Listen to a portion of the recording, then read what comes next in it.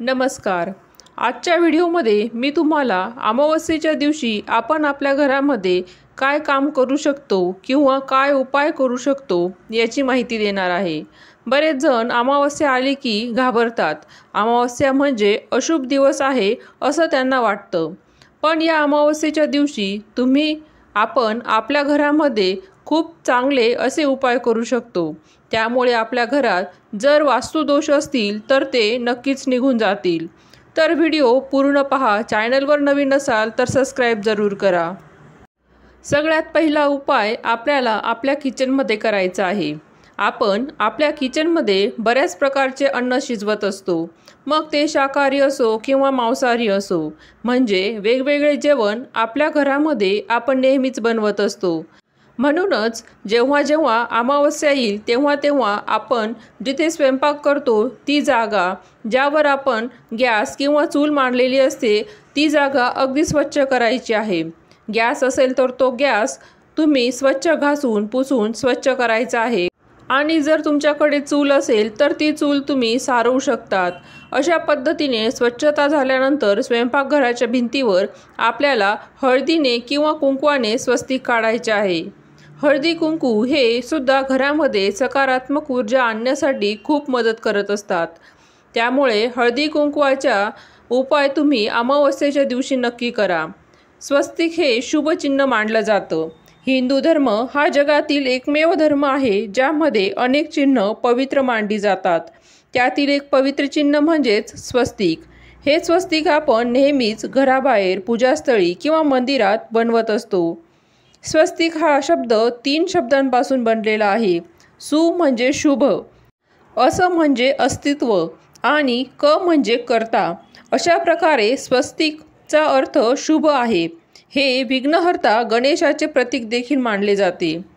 स्वस्तिक हे शक्ती, सौभाग्य, समृद्धी आणि मांगल्याचे प्रतीक देखील मानले जात असते. असे मानले जाते की घरातील वास्तुदोष दूर करते. तसेच बरेच जण रोजच्या रांगोळीत देखील मुख्य दरवाजावर स्वस्तिक काढत असतात. त्यामुळे घरात नकारात्मकता येत नाही, कोणाची नजर लागत नाही. स्वस्तिक काढल्यामुळे घरात सकारात्मकता, स्पंदन आकर्षित होत असतात.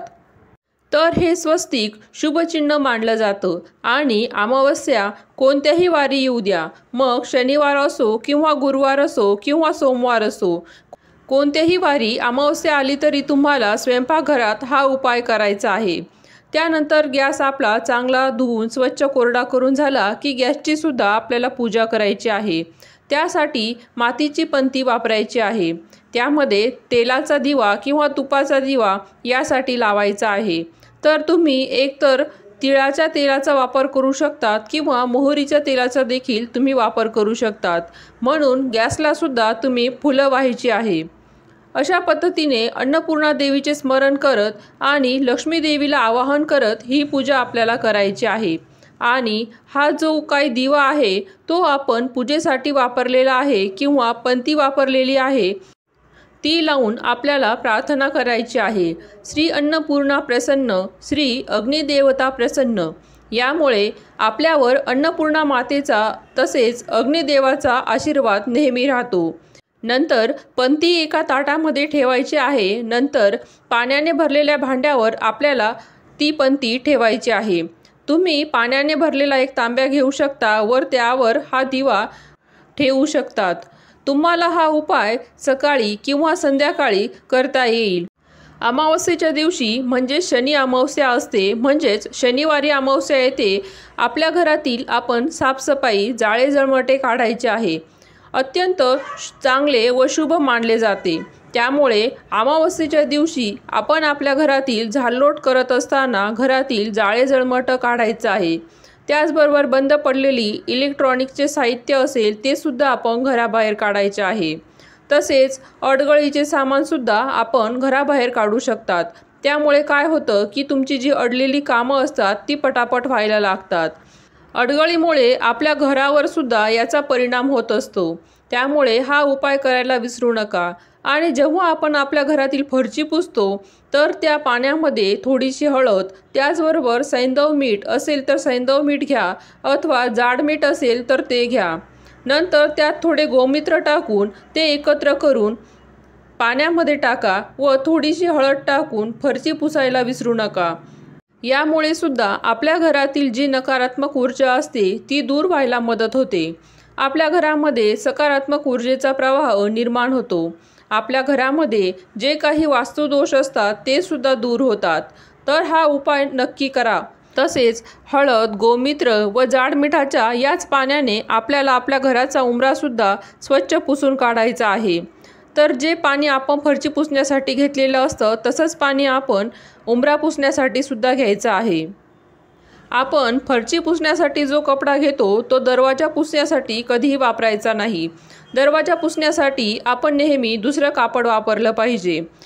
तसेच या दिवशी आपण मुख्य दरवाजावर स्वस्तिक देखील काढलं पाहिजे. त्याचबरोबर हळदीचं लेपन देखील मुख्य प्रवेशद्वाराच्या उंबऱ्यावर केलं पाहिजे. तसेच आपण जेव्हा देवपूजा करतो तेव्हा देव स्वच्छ करण्यासाठी आपण थोडंसं दही घ्यायचं आहे किंवा पंचामृत घ्यायचं आहे.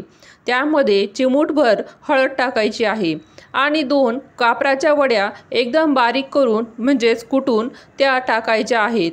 या मिश्रणामध्ये टाकायच्या आणि नंतर दही व हळदीमध्ये आपण या मिश्रणाने आपल्या देवांची स्वच्छता करायची आहे.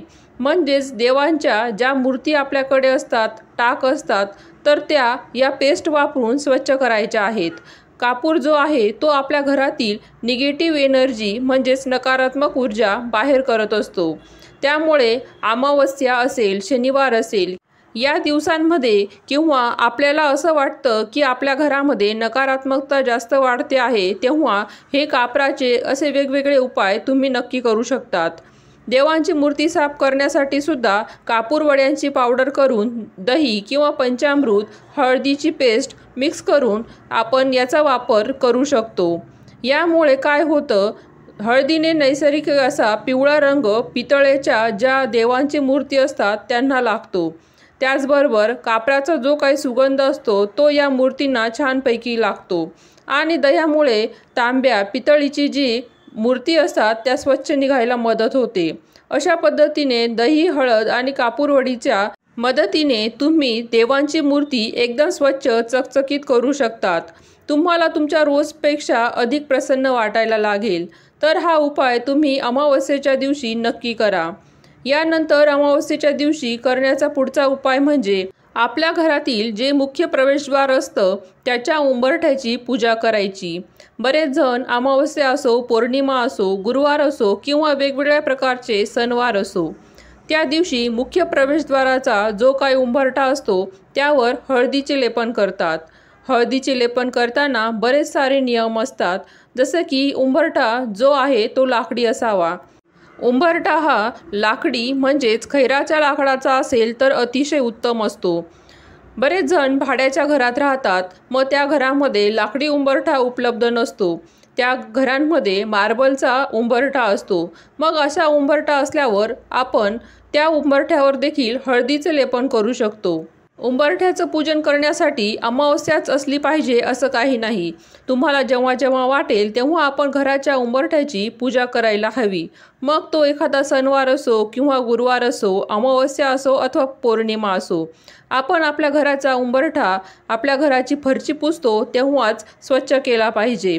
आणि आपल्या प्रवेशद्वाराच्या बाहेर दोन्ही साईडला जिथे आपण लक्ष्मीची पावले काढत असतो तिथे आपण हळदी कुंकवाच्या साह्याने स्वस्तिक काढलं पाहिजे. तसेच त्या स्वस्तिकावर तुम्ही धूप, दीप व अगरबत्तीने ओवाळलं पाहिजे. नंतर तिथे फूल वाहा. बऱ्याच स्त्रिया सकाळी व संध्याकाळी मुख्य प्रवेशद्वारावर दिवा लावत असतात. त्यामुळे लक्ष्मी आगमनासाठी म्हणजेच लक्ष्मीचं स्वागत करण्यासाठी हा दिवा लावत असतात. तसेच अमावस्येच्या दिवशी आपण आपल्या घरातील लहान मुलांची दृष्ट देखील काढली पाहिजे.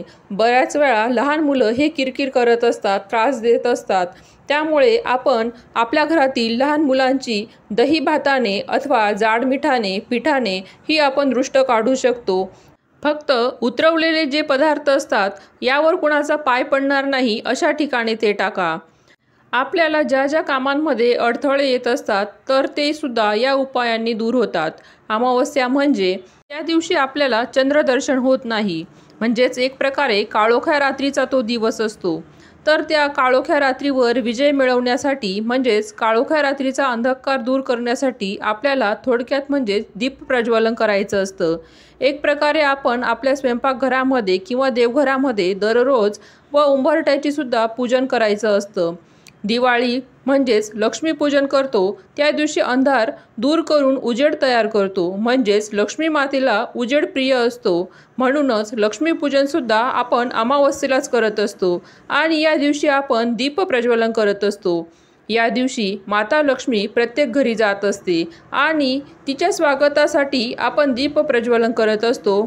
तुम्ही जर अमावस्येला हे उपाय केले तर घरात सुख समृद्धी शांती राहते, सर्वजण सुखात समाधानात राहतात. आशा आहे व्हिडिओमध्ये दिलेली माहिती तुम्हाला आवडली असेल तर लाईक करा, शेअर करा, सबस्क्राईब करा. धन्यवाद.